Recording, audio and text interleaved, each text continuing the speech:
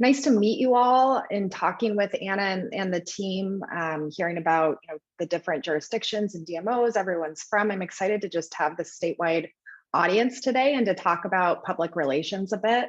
I thought we could start off here. I'm just going to introduce myself a bit. Let's see if we can get it. There I am. So I'm a Pacific Northwest native, born up by Seattle and Woodinville, Washington. It's a suburb on the east side. Grew up with horses and chickens, pretty rural setting. I like to call myself a PowerPoint early adopter. Was early to try and convince my own parents to make certain decisions through PowerPoint presentations to them. They still talk about that today. I called myself a nerdlete in high school, so played soccer, but also was a part of a business club called DECA. Used to go to competitions, doing business presentations at an early age. And at this point now, I've been 13 years in PR, with most of it in 13 years of PR in Oregon specifically. And so I've gotten to know a lot of the journalists that we met today, and others statewide. I've kind of seen that landscape change over the last decade, and newsrooms shrink, and we've had to, as a firm, adjust our own strategies as well. So I'm excited to share this with you all today. I'd love for this to be pretty interactive. If there are questions that come up along the way, feel free to drop into the chat, or if there's a hand raise feature, and we can just answer those as we go, and then there'll be some time for Q&A afterwards. And then, lastly, I am a brother mother. So I'm going to show you guys, there's my two little ones on screen. So they keep me busy as well and tell me lots of stories, and they have no idea what I do for a living. I've tried to explain it to them, and they have no idea. So maybe we can work on that. So we're going to start off today just talking about our goals for the day. We're going to walk through a PR 101, which essentially is, after hearing from our journalists, how they like to be communicated with and the best way to get them to pay attention and cover our stories, and how to frame those up for them at the right time and with the right message. So we'll talk about that today. We'll talk about that story development, press release development, and then how to nurture those relationships with media, which was so beneficial to join earlier. So let's get started.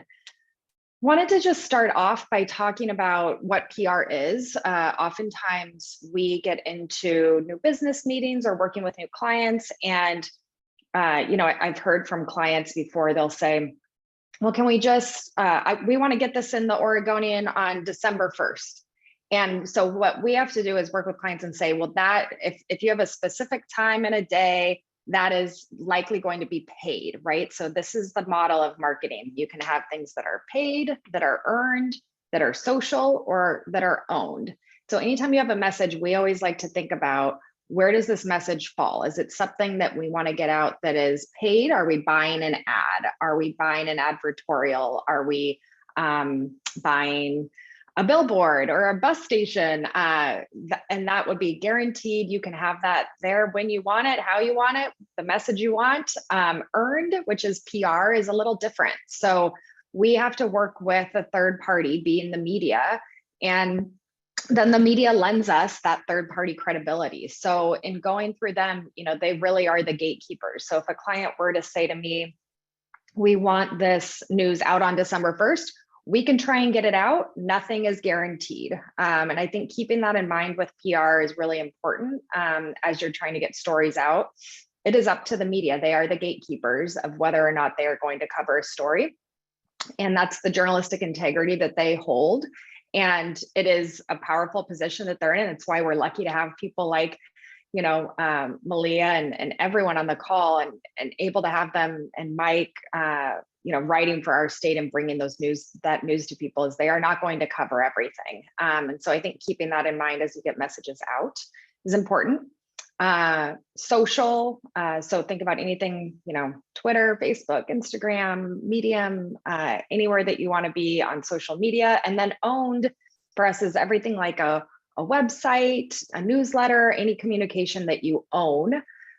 So really thinking through, when you have an announcement, does this make sense for PR? Does it make sense? Is it something that the media is going to cover?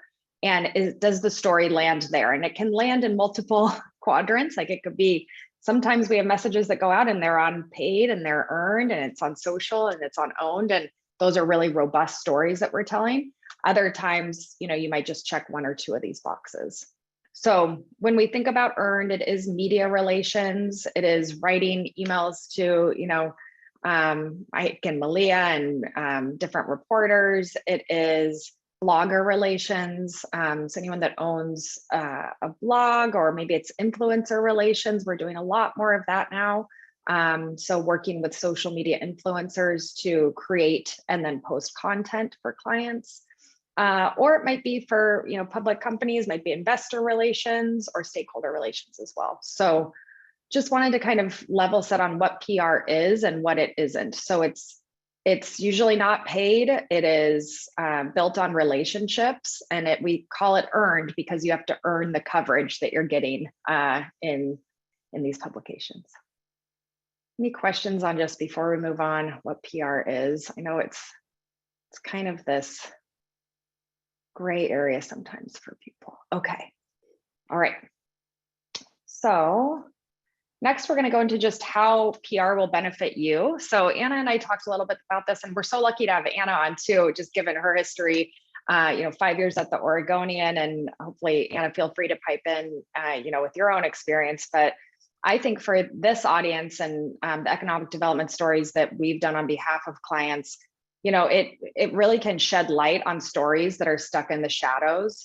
Hearing on the previous panel about rural stories, specifically in Oregon, I will say there is a renewed focus on rural Oregon. OPB recently just opened up a Central Oregon bureau within the last year. And so we are seeing that, media, they want to have a statewide focus when possible. They want to tell those stories.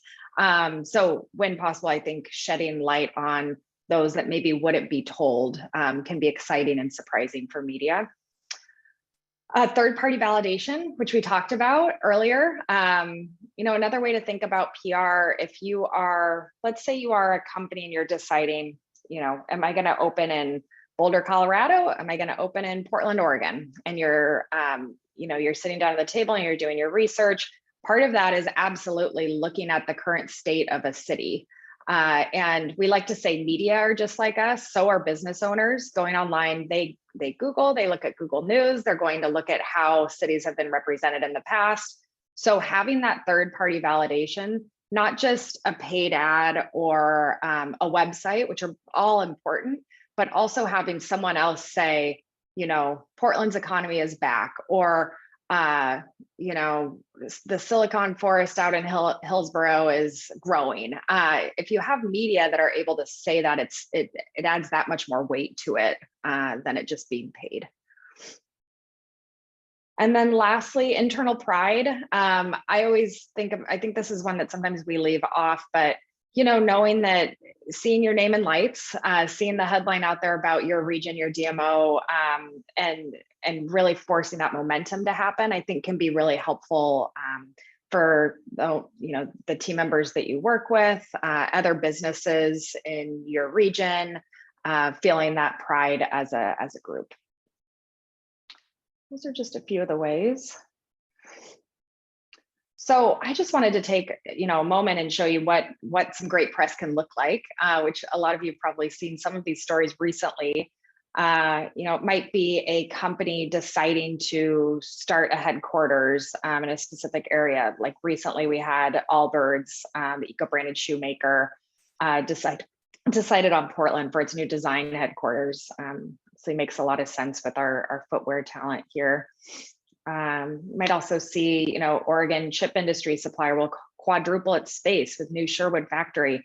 So business announcements, growth announcements, anytime, we can see press that shows that momentum and shows the growth, it's important to a region. Their headline, Prosper Portland launches program to support minority-owned businesses.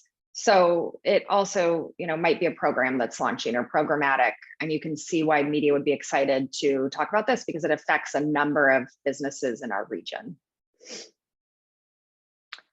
Okay, so I did want to just kind of pause for a second and talk with you all about recently a client that we had, because I think this might be of interest, and just share a real world story from our agency at Weinstein PR. So Portland Business Alliance, this was probably in about May, June, came to us. They've completed a year-long report. And I'm guessing that, in some of your regions or DMOs that you have reports that are published, or industry reports, trend reports that come out of your cities and regions. So I thought I'd mention this. They commissioned a report with a firm called HR&A, and it was basically the economic impact of the sporting industry in Oregon as a whole, which had been done, like bits and pieces of it had been done, but it hadn't been as far reaching. So they, along with a coalition of regional and statewide businesses and associations, enlisted this firm. The final report, we had the chance to name it as an agency. So finding something that's really sticky and that people could remember. So we named it, we branded it, we did all the graphic design for it, and then it was time to bring this baby to the world. We did it through, they had an annual meeting, so we knew there was a moment in time when the report would launch. And so then we had to kind of, sidestep and decide, how are we going to bring this to media specifically? And so we're going to kind of use this as an example as we move through the steps of PR. So we knew the asset that we were going to have. We had 46 pages of a report that we knew we needed to distill down findings for press, because as you heard earlier, great to have I think it was a 21-page report on the chip industry yesterday, but sometimes they also just need bite-sized content. So we did that, pulled out the headlines, and then decided timing-wise how we were going to approach it. So thought through our goal for it. We obviously wanted businesses, we wanted to raise awareness and generate that earned media coverage about the report and its key findings. And so we start there. We start with our goal and we decide, what is our goal for this? It's awareness. We want these key findings to be covered in press. We know that our audience is likely elected officials, out-of-state business owners that are thinking about relocating or expanding in Oregon. Portland Business Alliance members, also study funders. There were a number of people that funded the report. So once we have our audience, we then start thinking through, okay, what does that audience read? Where do they get their news? Where would they see this story? So it is a bit of working backwards. So you can imagine, okay, we have the event and we want this media to be there. How do we tailor this story in order to get media interested in either coming out or writing about it? So for us, that looked like us reaching out to the Oregonian editorial board, Portland Business Journal, OPB's Think Out Loud.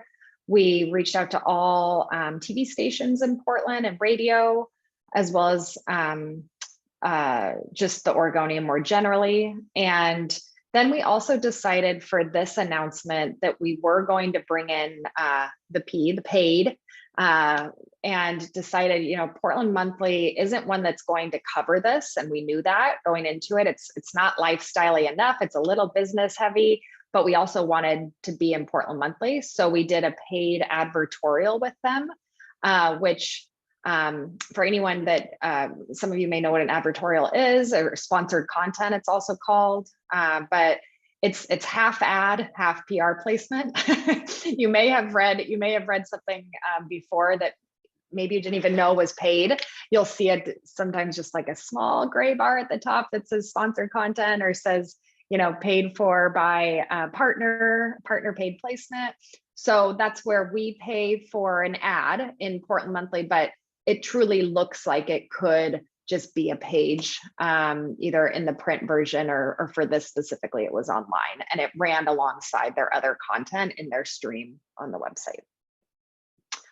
And then lastly, after we know who our target media are, we're looking at what are our assets that we have to share with them. So I think, this is a good checklist for you all as stories come up. And I'm happy to share this deck with Anna too, following the presentation, but thinking through assets. So for us, one thing that didn't come up on the journalist panel, they oftentimes, if they're moving really quick and it's a quick story, they are just pulling a file photo that they have. I'm sure they have a million of intel from their fabs, and they're just grabbing one and they're writing the story. It's going really quick. If it's something like this and we know, okay, we have specific imagery or video that we want to run along with our news coverage, we'll send what's called a press kit through to media, which is basically just a Google Drive folder is what we use. It sounds fancy. It used to be printed, but it's a Google Drive folder, and we just throw all of our assets in there. So we would put, for this, we had a fact sheet, we had the full report, we had imagery, we had spokesperson bios, so like anything that media could need. And that just makes it really easy on them. So when you talk about building relationships with media, that's why when we talk with media, they say, oh, we love working with Weinstein here. I'm like, great, because we made it easy on you. And we try and be a partner to them and try and be a resource to them and make their jobs easier. Because as you heard, like a million emails and phone calls, and having to also, having to push a number of stories out every day as well, and having those kind of quotas for publishing stories, they're under a lot of pressure. And so if we can make their jobs easier, oftentimes they just want to work with us more. So a press kit, so gathering those assets, dropping them in a folder. We're going to talk in a second about kind of what a pitch looks like and what a press release looks like, but oftentimes we'll just open that up and share a link in the email. It could be Dropbox, it could be maybe it's just attachments if it's not that much to attach on an email, whatever that might be. And then lastly, so after we've gathered all of that and we know who our spokespeople are, I think that's important. Sometimes clients can get a bit caught off guard with, oh yeah, we need someone that can speak to this. So we'll do, we'll send out some news, we'll send out a press release, and then, great, media is interested, now what? So always knowing who is your spokesperson. So, depending, we're going to open this up in a little bit, and I'd love to hear some of the stories that you all have coming up, and we can workshop them a little bit, but having a few people tapped and ready to talk that are familiar with your key messaging, that understand the goal of the announcement. I think, this didn't come up in the panel, but I can speak from experience. They often want to know, media want to know, they want to speak with a subject matter expert. So if it is for the purpose of this report that we did for PBA, we offered up the executive director of Portland Business Alliance, but we also offered up the woman that wrote the report and knew it like the back of her hand. So they were a really nice complement to one another, because Andrew, the executive director at PBA, was able to speak to what does this mean for the future of the state and Portland and the region. And then the woman that we brought in from HRNA, the report publisher, she could really dig in on, her findings as a third party, which also made it a bit more credible too. So speaking about key messaging, I did just want to kind of quickly roll through how we come up with our key messaging for announcements, and then we'll circle back to the report and what we did, our key messaging for that specifically. A great book, which some of you may have read, it's called Made to Stick. It's from a long time ago, but it still definitely holds true. It's by a couple brothers, the Heath brothers, one who's a professor at Stanford's Business School, and I think the other one was a textbook publisher. In it, they offer this really nice framework for building sticky messages. So if and the reason I bring this up is media loves messages that come in this format that are simple, unexpected, concrete. When you heard them say today, we're looking for the story, the hook.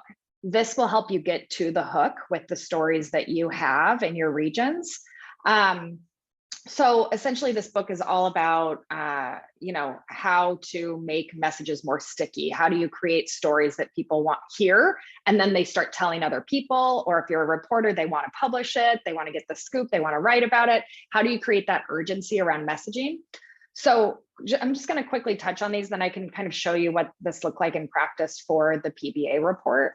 So first off, messages that are simple. I think oftentimes, Anna was talking about writing, being a long-winded writer, which I think is great in a lot of settings. For PR specifically, we are experts at like cut the fluff. We need to get to what the news is, and we cannot have a press release that is 3 pages long. Like it's too long, no one's going to read it. So keeping it simple, keeping it straight, you want to strip it down to its core and just the most essential elements of it. It doesn't have to necessarily mean that it's short, but you should just make sure that the single most thing is always highlighted. So we talk about, and Anna, maybe you jump in here for a second. Do you want to talk about like I think it's a reverse pyramid for writing and for journalism? Sure. Yeah. And we would call it you have your lead and then you have your nut graph.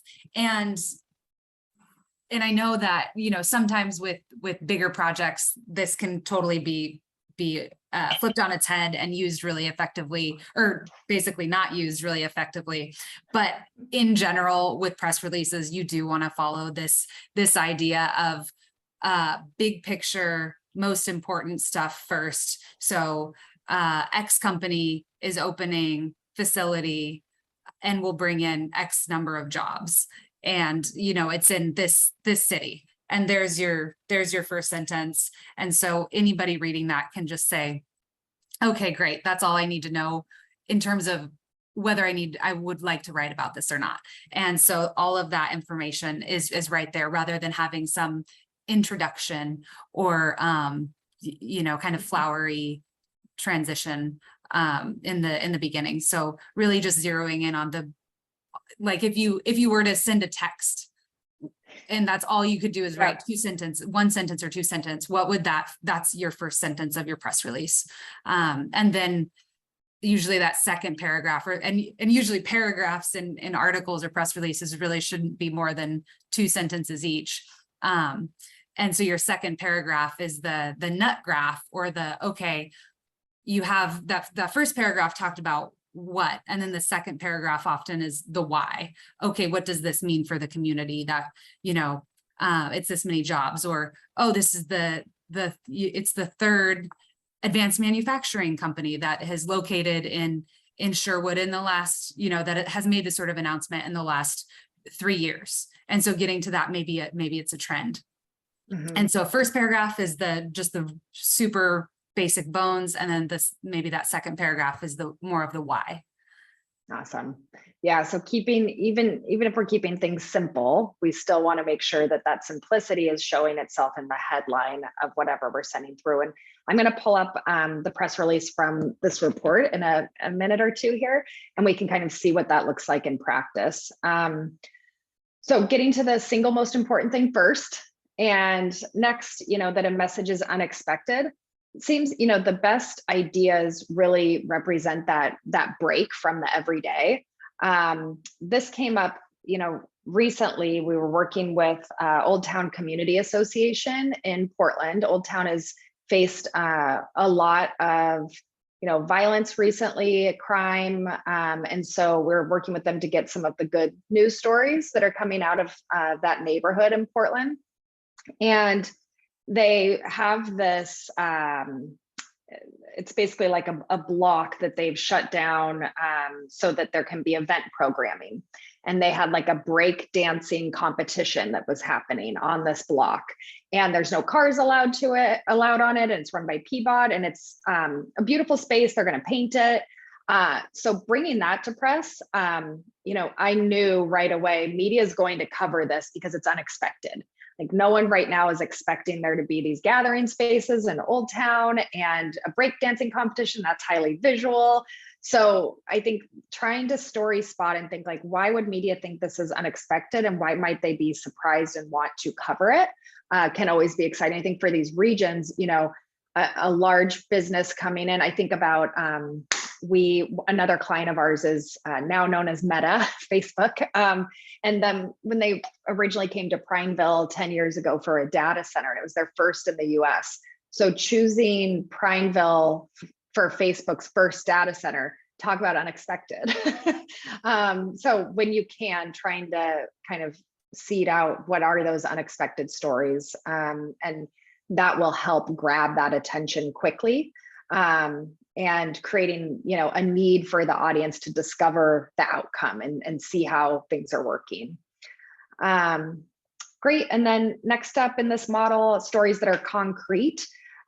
So, you know, really trying to express and illustrate an idea to the audience, you know, presenting our ideas in terms of sensory information. And I think this can be where a lot of business communication goes awry. If it, you know, we get too techie or too wonky, or using words that maybe the general reader doesn't understand, or industries that they're not as familiar with. Both, you know, the journalists that were on the panel, they are fantastic at taking technology stories and business stories specifically, and wouldn't say dumbing them down, but they simplify them and they make them concrete in a way that you can ensure that the idea will mean the same thing to everyone in the audience, not just those familiar with the subject matter really specifically. And then next up, credible. So, you know, sticky ideas, they tend to give us a reason to believe that they're true. You know, statistics are always great to include. Third party, you know, like bringing in experts as part of your story. So let's say it's a partnership press release with a business that's coming in. I think pulling in that CEO and having a quote around why did they decide to locate in this region, like that automatically lends credibility to the story. And, you know, another source of credibility also could be just personal experiences. You know, if you get down the line and media are excited to speak with you or with a spokesperson, having them share their own personal experience through an interview is so valuable, and helps just lend credibility to the stories. It's not just a press release, you're actually going beyond the press release to an interview with a spokesperson. I'll blaze through these last two. So emotions, you know, trying to give your audience a reason to care. Anna talked about the why earlier in a press release. I think that's really important. You know, you have the headline, but what does this mean for the future of the region? What does it mean for the future of the state? How does this play with everything else that's happening in the news right now? How will this impact me, our workforce?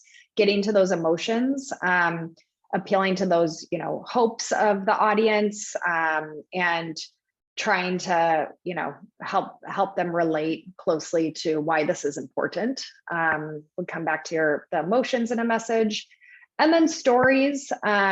You know, we always try to, for every message that we have, we always try and have a proof point behind it. So if it's a business coming in and they say, we are coming to Oregon because of, or let's use, actually, we can use the same example from the report. You know, we're launching this report, and it is, you know, small businesses are one of the largest sectors in the growth of the athletic and sports industry. It's 80% small businesses. So that's a stat, and that might be credible, but how can we pull in a story of an actual small business in our region and why they chose to be here, what the future holds from them, the growth that they're seeing, like, again, just adding more of that illustration to your message. So I challenge you, you know, any messages or any announcements, excuse me, that you have coming up, try and put them through this model and see how can we make this more sticky? How can we simplify it? And not every message needs to have all of these, but they should have, you know, 2 or 3. And I'm just going to show you quickly what that looked like for the state of sport announcement. So out of that 46-page report, this is what we pulled out as what we thought media would be the most excited about from it. So it was the largest of its kind. So for us, that's credible. That plays on the credible message. It was the most report to date that articulated Oregon's competitive advantage and measures the benefit of the athletic outdoor team and recreation industries. It's the first of its kind. So again, that lends credibility. First time we were actually able to quantify something that many Oregonians have long suspected to be true, that Oregon's a massive economic force and home to unparalleled talent.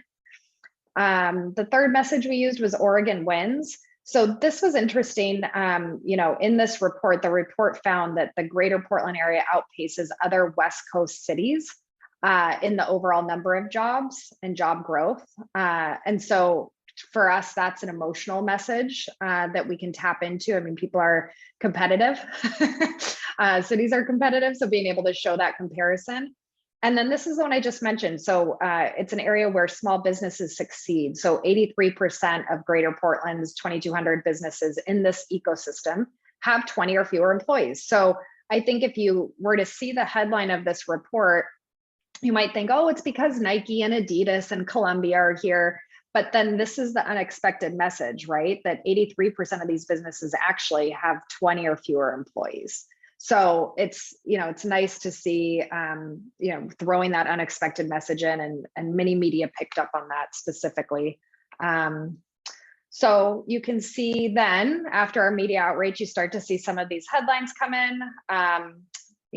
Portland sports outdoor activity industry see economic growth. The Oregon sports business industry remains top tier. So these are the type of headlines we were hoping for, and great to see them come through. Also had this nice photo. So we actually had a photographer that was at the event when the report was released, which Anna can remember was so hot and there was no shade and people had to run for shade. But it was a great day to release the report. So I just wanted to kind of pause there and ask, that's just a little case study on one example of us using a report and bringing it to media and how we did that. I'll show the press release, be at the end of this and we can look at it together, but any questions from the group right now? I do wonder, Molly, if, and I'm not sure if this is applicable to how many of our participants today would get value from this, but I'm wondering if they're, when to maybe have an event with news, like what does that thought process look like? Like, yeah, this is a time to have whether that's a virtual event, kind of a release party or something like that, versus an in-person event, which obviously there are costs associated with that. That's a really good question. And when we get a lot, I'd say a lot more, pre-COVID times. But we have done, virtual press briefings before. I always think with media, like the event hopefully is happening regardless of media. I get a little nervous when it's just an event for media. The only case that I think you would want that is if you're holding a press conference. And the only time to really hold a press conference is if you have, news that needs to be shared immediately and with all media at once. Think like headline making news. The only press release I would say that we did in the last year press conference in the last year was for one of our clients is located across the street from a Safe Rest Village site, which is a kind of one of the solutions that Commissioner Dan Ryan in Portland has put out for helping with homelessness in the city. And our client had some, concerns, but also just requests of the city and the county, and needed to get in front of a lot of media at once to speak to them and speak to them as a group. So you can see it usually is something that's more urgent, that is usually of like serious news nature. If you ever had a crisis situation, a press conference might make sense. I would say if you do have the need for a press conference, try and bring in communications support to help with it. It can be pretty tricky. But if it's just an event, let's say there is, thinking about other press events that we've done. I mean, even for this, doing the event, it was part of their annual meeting. So we knew the annual meeting was going to happen regardless, but we knew also there were going to be some great visuals. There were going to be fantastic spokespeople there, and we were releasing the report, which is news itself. So I think just always asking yourself, do I think this is newsworthy. And that comes back to reading the news, reading, just like they talked about in the panel, becoming a student of their journalism, so that you understand what they would cover and what they would not. We don't see a lot of media, they're strapped. We don't see them covering a lot of like the traditional, ribbon cutting ceremonies of yore. Like that used to be a big press event. We don't see that happening as much. Although the pamphlet papers, I mean, if something big was opening and it was highly local, we've done that before, like a groundbreaking for clients. Think about ways, again, to make it more sticky. Like for one that we did, they were breaking ground and we brought out a local school and we had all the kids. They were the ones that dug the ground first because they were going to have all these partnerships with the local school as part of the development. So there are ways to do it, but try and make it a little more unexpected as opposed to just having someone up there with giant scissors. Yeah, does that answer it, Anna? Just Yeah, I think that's about really events? helpful. Yeah, good Thanks. question. And think about your visuals. What are they going to see when they show up? Like why come to the event? Ask yourself that. Put yourself in the seat of the media. Like, could I just get photos of this later? And I already have the press release. So do I even need to go 30 minutes to this event and find parking and do all of that? Ask yourself those questions. Okay, any other questions from the group so far? Okay, well, I will keep rolling through. And speaking about, is it newsworthy? Let's talk about what's newsworthy. So again, going back to just identifying that goal. So knowing the what, for us, for the state of sport, it was all about workforce recruitment and business recruitment. And so thinking through who that audience is, if it's C-suite executives, if it is, HR hiring committees, and then thinking about how am I going to communicate that value of the why. So just like Anna talked about earlier, if we can communicate the why of why here, why now, why is this important, and expressing that need, that's the last part of deciding if something is newsworthy or not. Media love words like new, first, only, best. If it's a pilot, they love those type of words. So if you can find something like this is the first business of this size to come here, this is the the first time this region has won this award, first, new, only, best, those type of words get media's attention. It's like a little flag in their inbox to say, oh, I need to read this.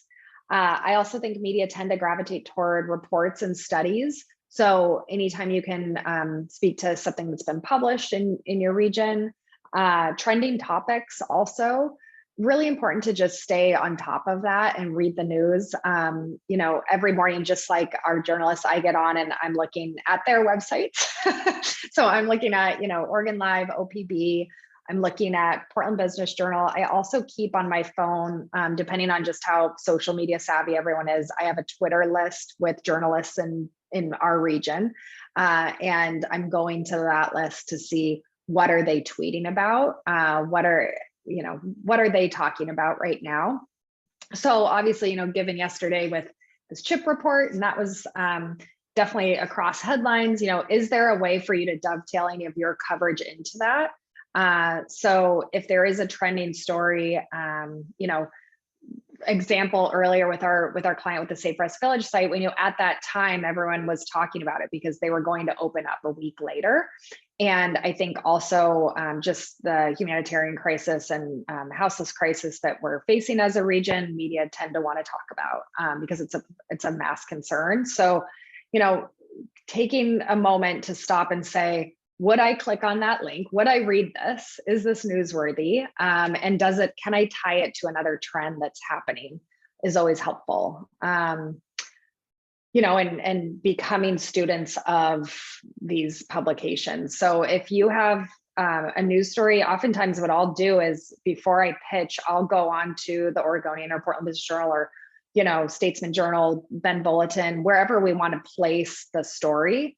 And I'll look for similar stories. So when this ran before, what were they interested in? What kind of questions were they asking? Who wrote about it? Is that person still there? And then in the pitch to media, oftentimes I'll call that out. I'll say, I saw that you did this story on, the cannabis industry and its growth in our state. So if that's Pete Danko and you're reaching out to him and using that as kind of your lead in the pitch, and as long as you have read it, don't get caught just using that as a tool in your pitches.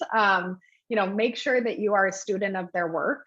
They spend a lot of time, publishing and writing and doing the work that they do as journalists. So I think respecting that and making sure that you are, again, acting as a resource is important.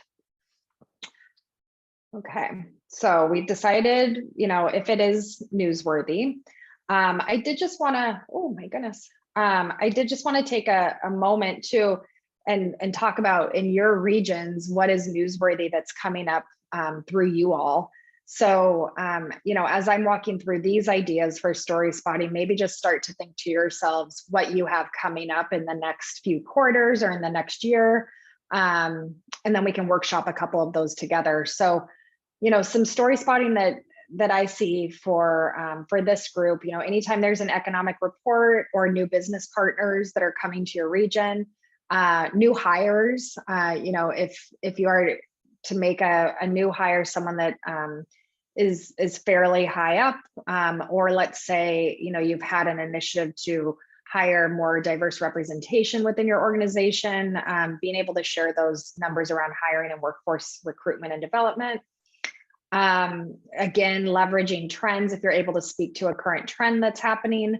Another story spotting, which Anna mentioned earlier, is an opinion piece. So if someone within your organization or a leader has an opinion on a current trend and wants to have their voice heard and wants to work with you to kind of help message that opinion, most of the publications in our state, be it the Oregonian or Register Guard, Statesman Journal, have opinion boards, op-ed boards that you can, draft the piece or even sometimes an outline of first and share it with them and say, would this be of interest? It's a lot of work and you don't always know if it's something that's going to get placed. But I think opinion pieces can be really powerful. Just make sure the opinion is there. It's not meant to just be a self-serving piece on an organization. It's meant to really dictate, this is an opinion that I have on this topic and a solution that I see to a challenge that's happening in our region right now. So I'd encourage you, be happy to share just links out to the opinion pieces that occur in some of our statewide media, and to encourage you to just start reading them. They all follow a similar format, like here's the pithy headline that kind of grabs readers' attention. Here's the challenge we're facing, and here's my solution. And this is my opinion on why this is the solution to the challenge. And they're short but impactful and can be spread pretty widely. So if that's something that you think would be useful for your region, I think that's a good opportunity too. So I'd love to just open this up to the group and ask the question, who has news coming up? Are there any announcements in the next couple quarters that you have? And feel free to come off mute and if anyone wants to share. We got some big news coming up in the city of Lowell. We're going to be completing a construction project September 1 for a new city hall and a new library. Great. So construction will be completed and it'll be open for the first time? That's correct. How long has the project been? It's been about 2 years in the planning. Wow. Okay, so I'm going to just ask you some questions, like if you were my client, and then you all can see kind of our process. So, and I'm sorry, Jeremy, I didn't catch, where are you located? It's the city of Lowell, Lane County. Great. So, I think Register Guard, definitely. What other media are in your region? The Register Guard's the big one. We have some broadcast stations here as well. We also have a community newspaper on that covers the Highway 58 area. Okay. And tell me about, so these two buildings, they're going to be open to the public and they've been under construction for 2 years? It's been in planning for 2 years. Okay. and the construction has lasted throughout the summer. Our library and City Hall have been combined, and they're going to be combined in the new building. But a snowstorm in 2019 condemned half of the current building, and our library has been closed since then. Oh my gosh. We've Okay. also hired our first ever full-time library director to get it. Oh, that's great. Okay. So you start to see the story develop, right? So to me, what I've heard so far, it would be great. Did you use a local construction partner? Oh, yes. He's in Lowell. He's a known entity in the community. He's put his heart into the project. And what about the design? The design, we've used an architect out of Eugene. He started his first, he broke off and formed his own company, and we're one of his first clients under the new company. Oh, that's great. Okay. So I think a few things that I'm picking up on. So local business, small business support, right? Between your construction and your architect, those are both pieces that I think you'd want to touch on. That goes back to it being like playing up the emotional side of the storytelling. I think, 2 years also just being closed that long. This is a big deal that it's going to reopen. Yes. And then also being able to weave in the messaging around did you say first full-time librarian? Our first ever paid. She's part-time, but it has previously been staffed by volunteers, and this is our first paid staff person. That's great. So definitely having, a bio from her. Who do you think the spokesperson should be for something like this? Like a quote. Who would you attribute a quote to? Who's been leading this project most closely? Well, I've been the lead on it, but I believe our mayor would be great for a quote because it's named after the volunteer who first started our library, and he was very close friends with her before she passed away. Oh my gosh, that's great. Okay, so you can imagine, his quote should play off of that. And then also, I know Marta says, I'm super excited. I'm excited about this too. Start thinking about, what you would have in the press release would be mostly fact-based. Where you want to touch on the emotion is in the quotes. And I think in a press release, having 2 quotes, sometimes, oh my goodness, sometimes we have to put like 5 or 6 because of partner relations, and it's painful. I think like 2 quotes is good. So I think a quote from the mayor, but also if there's, let's say it's a family member of the volunteer, how much it means to them that this is being named after them. If it is it could even come from your new librarian. It could come from, we don't usually have like construction partners wouldn't give the quotes, but even just one from the mayor and would be fine as well. And that's where you really tap into the emotion of the story. Why is this important for our community? We haven't had access to this since 2019, how exciting that is, what it will mean. If there's any future looking message, like after it opens, what is there going to be new programming? Is there going to be like, what do these 2 buildings allow community members to do that they weren't able to do before? So tapping into some of that storytelling around the why is this important? Sure. And then think about an asset for it too. So, if it's, it could be at this point, you have photography from inside the buildings that you're sharing as part of like, I could envision this like it's a slideshow I want to go through, right? I want to see in it for the first time if the public hasn't been inside. So how can you deliver those images to media as well?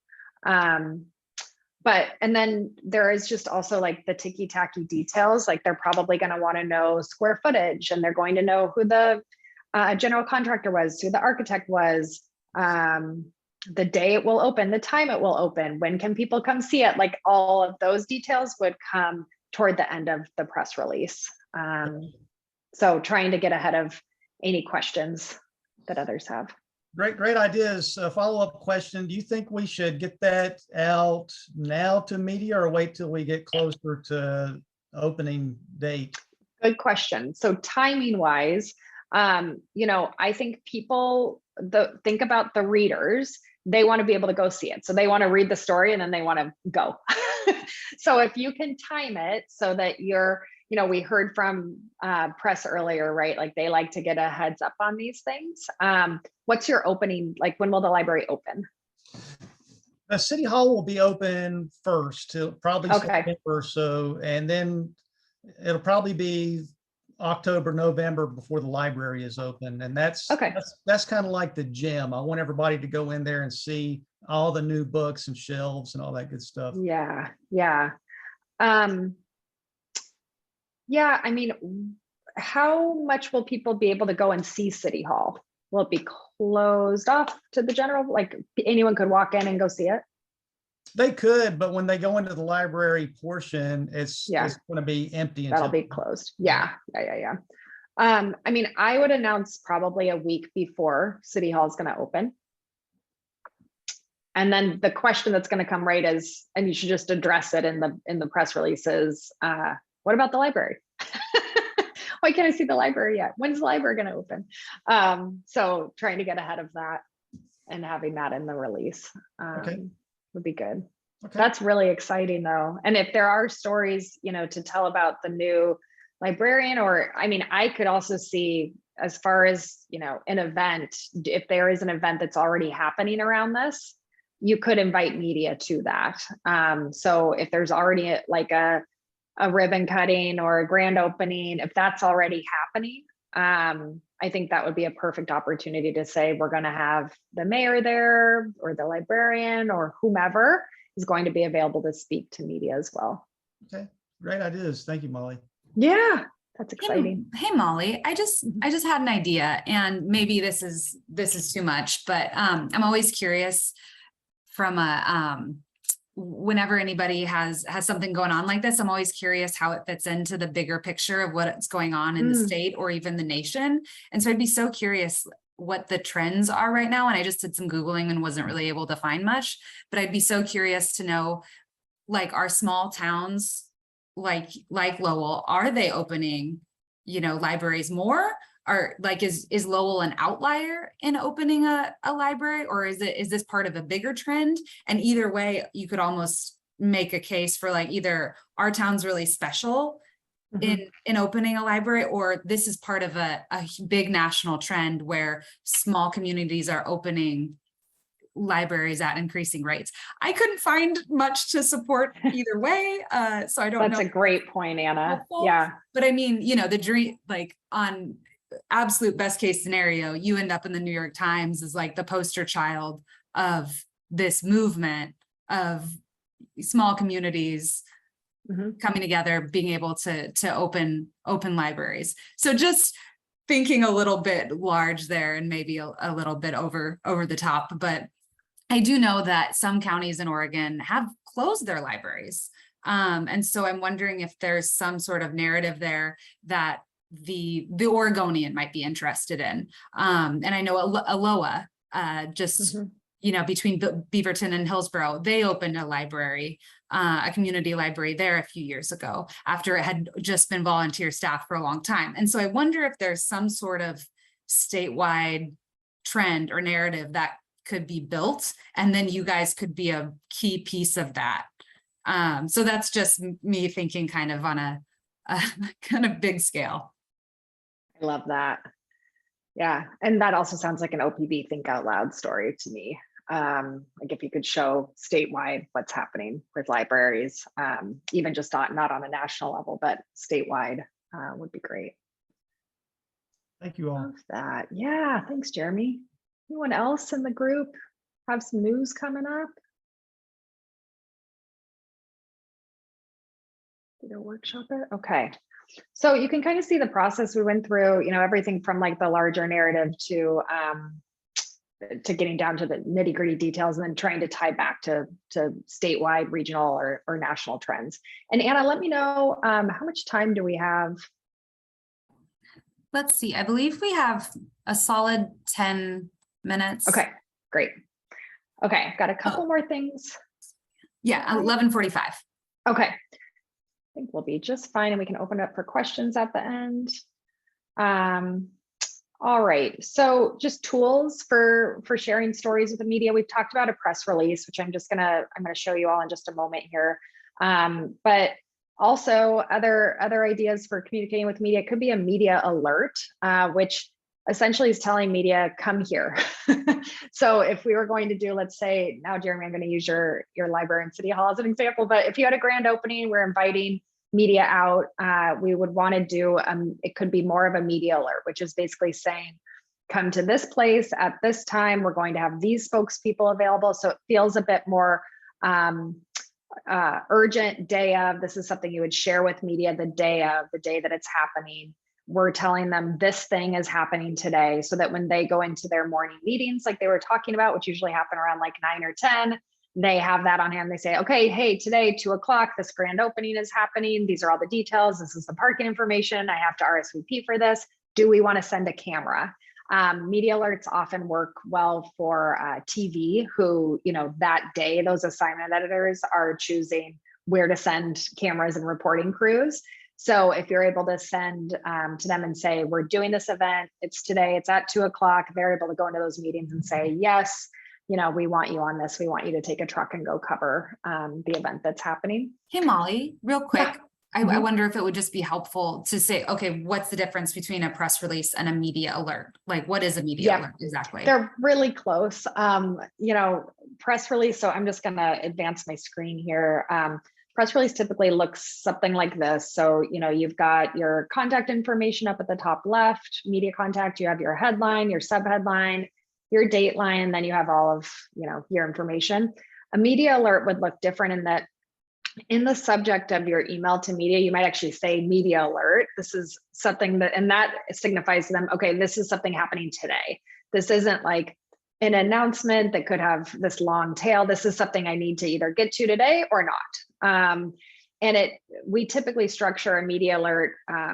It would actually say on the page, what, who, when, visuals. So it's like very bulleted to just tell them this is something that's happening and you are invited to come out at this place and time. This is what you will see. These are the spokespeople that'll be available. You're giving them exactly what's going to happen on that day and at that event in that moment, as opposed to a press release is lengthier and has more of a narrative and has quotes in it. So one is more of an invitation and one is more of a story. That's helpful. Thank you. Yeah, of course. And you don't even have to call it a media alert. You can call it's a term that we use, but even just if you have an event happening, putting together who, what, where, when, why, and inviting media that day, usually specific to either photographer, like staff photographers with some of the print publications in our state, or assignment editors is another role to look for at any of the TVs. That's who assigns the cameras on where they're, and reporters on where they're going to go that day. Okay, and then we talked about pitching to media. A pitch is just a sales email trying to sell them your story. So usually pretty short. Our pitches, I usually like to get to the point right away. So if I was writing to Malia, let's say, and I had a story about a new startup coming to Vancouver, like Southwest Washington, or to Oregon, I might just start, I get right to the point. You heard them, they're busy. In the first sentence of my pitch to them, I usually say, hi, Malia, I hope all's been well. I might say, really enjoyed reading your XYZ story. If there was something that stuck out to me from the last couple of weeks, I'll say, I'm writing today to see if you would be interested in speaking with this person, or to see if you would be interested in covering this business that's going to be coming to Oregon. Like, I get right to it so she knows, what is this about? So she doesn't have to weed through the email to figure out, what am I asking? So I usually get to the ask and the email pitch like right off the bat. And then I go into a few more details and see, is she in, like, the whole point of the pitch is, are you interested in learning more? So are you interested in speaking with a spokesperson? Do you want to learn more by opening the press release that I've attached on this email? Kind of think about it like fishing, like you're putting that bait out there and you're hoping that they are interested and that they want more information and that they want to cover your story. So it's usually about like 3 sentences, try and keep it to 3 sentences. Sometimes I throw some bullets in there if I just want to like try and keep it really short. just again, put yourself in their shoes, knowing that they are busy. And what they don't want to see, right? We heard this earlier in an email pitch. They don't want to see like a bunch of competing reporters in the to line of the email. They want it to be personalized to them. They want it to be, they want to maybe have a heads up ahead of time. You know, like I'm going to have on Friday, we're going to be releasing the state of sport from Portland Business Alliance. Just wanted to give you a heads up that that's coming down, you know, the pipe. And I look forward to sending it to you on Friday so they know that it's coming. And they can plan, you know, their work accordingly. And then we also pitch media on social media. So, you know, I might see, and again, this is why, you know, we're checking Twitter a lot. Sometimes they put out on Twitter and say, hey, we're writing this story on the cannabis industry in Oregon. I'm looking for a source to speak to XYZ. Sometimes you can nail stories just by seeing that on Twitter. Sometimes we are pitching them on Twitter, saying, you know, if they're talking about recently, we're one of our clients is Visit McMinnville, and someone put a call out on Twitter and just said, I'm looking for like who do you think is the best small town in Oregon? And so we immediately got into like that comment thread and had contacted our client and said, hey, like they're looking for this, have your people get on there too. Like, let's really like go after this and show the support for McMinnville in this comment thread on Twitter. So these conversations are happening, and it's just trying to figure out where you can insert your own story and message. Okay, making sure you're pitching the right person too. Malia had mentioned that. Okay, so this is the press release we talked about. I think after this conversation, Anna's going to share just like a checklist for press releases in general for specific announcements that you might have, whether it's a new business or a new hire, so that you can kind of just have this plug and play format to use. But essentially, you know, get to the news right away in the headline. If you have a little more information you want to share, that goes into the subhead. Always have, you know, a dateline where the news is being issued from. And then we also try and hyperlink throughout. So just like Anna talked about, having kind of this first paragraph that is still just getting to the news, and then you start adding in color from there. This was actually the press release where we had to fit in like 6 partner quotes. So there are quotes everywhere in this one. But usually you just have an intro, a quote, more information, and the why. And then try and end press releases too with a call to action. So where do you want them to go to get more information? Do you want them to show up to an event? You know, Jeremy, for yours, it could be, you know, stay up to date on all news related to this project by visiting this website. Come and join us at the grand opening on XYZ date.